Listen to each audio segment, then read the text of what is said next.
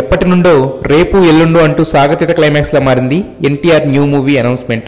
దాంతో జనతా గ్యారేజ్ తో block buster అందుకుని ఆవురావురమంటున్న ఎన్టీఆర్ అభిమానులకు జోష్ ఇచ్చే న్యూస్ కి రంగం రెడీ అయిపోయింది.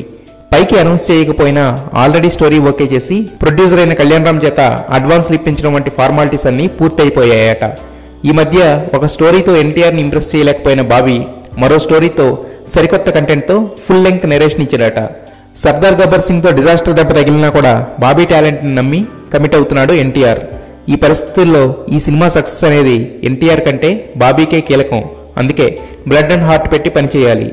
ఎన్టీఆర్ ని సింగిల్ సెట్టింగ్ లో ఒప్పించాడంటే ఆ సినిమా కంటెంట్ లో దుమ్ము రేపే రేంజ్ లో ఉండాలి. మొత్తానికి ఆఖరణ ఈ రేస్లోకి వచ్చిన బాబీ ఈ ప్రాజెక్ట్ ను ఓకే చేయించుకుని విన్నర్ గా నిలిచాడు. సో ఈ ప్రాజెక్ట్ గురించి అఫీషియల్ అనౌన్స్మెంట్ అతి త్వరలో ఉండనుంది.